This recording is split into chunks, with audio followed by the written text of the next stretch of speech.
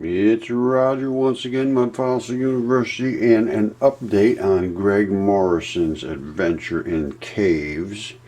Over the weekend, he had, they had their issues going on in there, but they got some footage, I guess, and some stunning things, and this is what he's reported. I haven't talked to him directly. We're going to do that, and I'm going to do an interview, like, over the internet with him, something like that. Anyway, you'll get the full story and the video and all this. And here's what he had to say. He's talking about one of his friends, and they went in, and he said, this is what he's going to show here in this picture is what are like footprints on the ceiling. Now, I showed before footprints on wet tendons, side by side, and you can see their footprints, and they're on wet tendons. I mean, that's what it was. So you know what? Let me just show you something. If you got any concern about what the condition of these things were when after the flood, they were wet, and there was people here with not huge, gigantic hands. I know there was giants here, but there was ones semi-normal. Watch. You know, if you doubt that the flesh was wet at one time and their hands went in there, just look at this. Now, that is red flesh. And at one time, after the Great Flood, it was in a malleable condition. Nobody heated that up for this. They went like this and went, and that's what they ended up leaving. So there was people here. I don't know how big these handprints are. I don't have a scale for it, but I don't think they're gigantic. And they were here right after the flood. Now, not only there, I mean, they were everywhere. So it's not just, and they were saying, wow, look at this. Here's some more, look. That's not, and this is skin clay. That is kaolin clays. I'm telling you right now, I know this stuff now. You see these little pores here? That's where the blood and so forth went through and nourished it. That's where, the vascular network is. And of course, that's the kind of stuff that washes out. You see, they were everywhere. And they were thinking, wow, look at that. Well, we got those big guys are done now. All right, so let's go back to the other thing. All right, so I'm going to show you the Greg's cave here. And by the way, they went back to one that his friends were in a couple weeks ago, and it caved in. So this is not something that's unscary. All right, so anyway. He says, I showed him mine, and he said his is the same. He says, only this one is huge one on the ceiling. It goes exactly in this shape, hundreds of feet back into the mountain. It is above the third cave. My shoes were too wet to get in because Luke and Mike had to walk sideways on one ledge. See, I'm telling you, this is not good. And you're in one of these caves, man. This is not a good place to get hurt. While holding a separate ledge to get in there. All right, Luke went back about 100 feet and said it kept going as far as his light would shine, which is a very long way. They had 375 lumen black diamond headlights. He said it never turned and the shape never changed. This is 200 feet off the ground. Nobody carved this. It is not in the cave. All right, that's what I don't understand. It is not in the cave. It is, or it's not in the cave. It's in the cave, but it's up in the ceiling. I have the GoPro video of the exterior, and you will have it soon. All five of us just stood and stared in shock. They are all doubters, but very curious and skeptical. Well, we changed that. Their minds could not just brush this part away. They knew they were looking into a creature. It was one of the best moments of the entire trip. It wasn't as pretty or shiny, but it was mesmerizing. So anyway, now you can see Mike's stuff. As you will see, it understood the concept of it, but there are a few good ones. This especially. Now, so here is the picture. So now, what are we looking at? I take this as the footprint. Now, I don't know, if it looks like a footprint to me. Now, is that footprint up on the ceiling? I'm not sure yet. I have to work with Greg on this to figure this out, but it is obviously some extremely interesting thing. Now, is that the footprint? I don't know. If this is the footprint and it's up in the ceiling and they're one right after the other, which is the way I'm taking this, I could be wrong. I think I can understand that. but I need to talk to him and see it. You know, I'm just speculating at this point. This could be the cave just going that way 200 feet straight, and they're up on here, and I'm not really seeing them, but I don't know. We'll find out about that. But I'm going to show you something else. So, Greg, we're on this, brother. We're going to make this thing spectacular. At least we're going to show what anatomy we can discern from what shots he has. But he's got some good lighting. I can see that. He's got some, you know, we'll get some stuff out of this. And then this opens up a huge, you know, recreational sport, really. I mean, you know, everybody is interested in this, I know, but they all just sort of, ooh. But well, now it's like I said, it gives you something to talk about, something to discuss.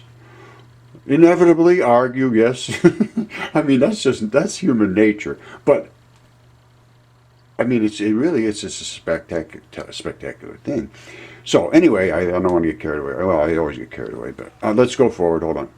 All right, this I wanted to go over at the same time is this flat iron drone video, and it was done by Brad Denton, and this was sent to me by my friend Rex, and it's flat iron drone video, Superstition Mountains. So Brad Denton is flying his drone over and up around here. So now I'm just going to turn this down a smidge, and what he's doing, you know, really nicely, very clear, precise shots. So there's a lot of stuff going on here, and I'm not 100% sure, I gotta be honest with you. There's too many spikes all in one spot. I think I understand what's going on here. Anytime you see these breaks like that, these are basically abrupt transitions. And we're built in blocks. We're built in blocks. It's the way it works. You know, you think, oh, we're all one piece. No, there is abrupt transition. Boom, boom, boom. You just break apart in like bricks. All right, and I'll show you as he gets up close, it comes in pretty good. Now, it is a little troublesome to find out exactly where we are because it sort of skips around a little bit. But this is that white strip here. Now, I'll show you. And then you're going to see these are all triangles. And what this is these are all fibrils. They lay right next to each other. And they have to move separate and slurp and slip. And there are slurpy clays in there. It'll be hard to see. They've washed primarily out. But look, see that seam, that's an abrupt transition. Boom, whatever it was, it's an abrupt transition where it starts to transition into muscle. This right here, that's the stuff that anchors it down below into whatever this creature was. And this is one of the tendon enthesis points in the ground, and this is the fibrils that come up, abrupt transition, meat would come up from there. And you can see I think this is there's different places in the tendon, and this is one of the real fibrous ones. Now, this part right here, this is, I believe, in the intestinal area. So let's take a look at that. Well, let's just go through it, and then we'll take a look at it. So you see all these bumps sticking straight up like this, these rounded off bumps, like how they're twisted over like that, almost like somebody rubbed them. That's one time they were almost rubbery and then they turned solid. Well, that's a fact. That's what happened. All right, so let's go take a look at that.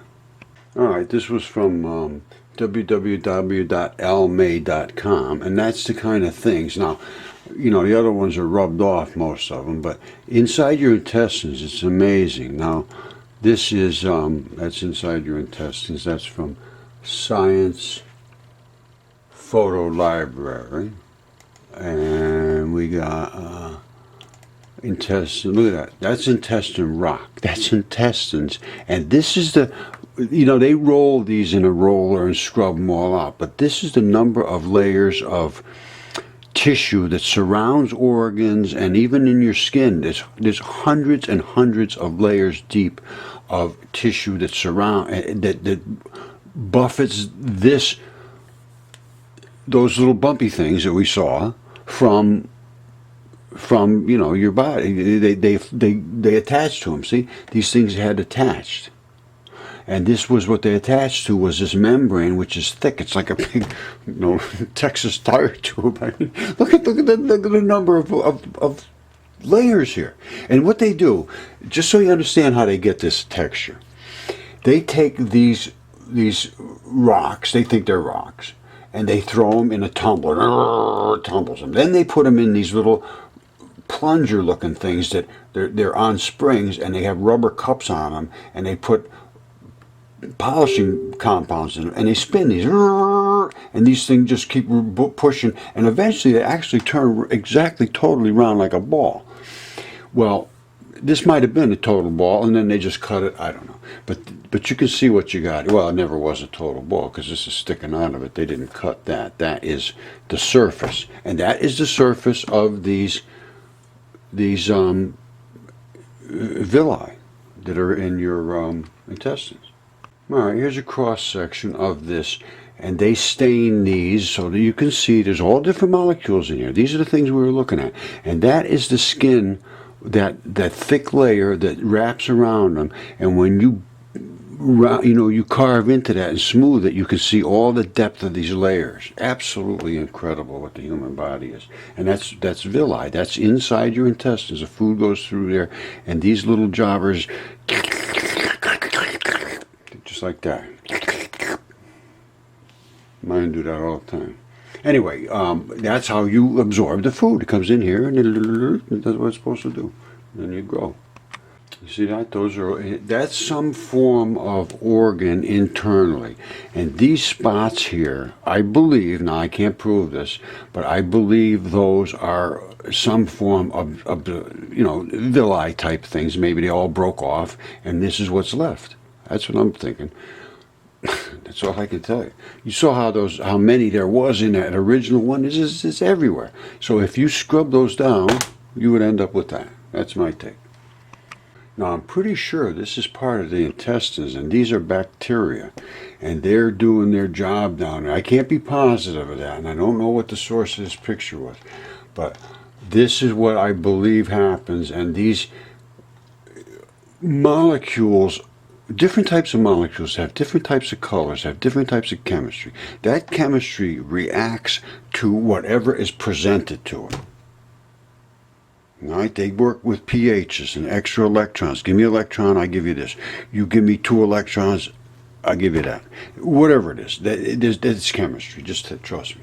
And I believe, and the bacteria is the things that create enzymes. Now, if these are the enzymes, I'm not sure what that is, to be honest with you. I probably shouldn't even talk about it because I really don't know. But I would like to know if anybody does know. I think it's in the intestines. I have it marked down as intestines. So if anybody knows, I'm interested.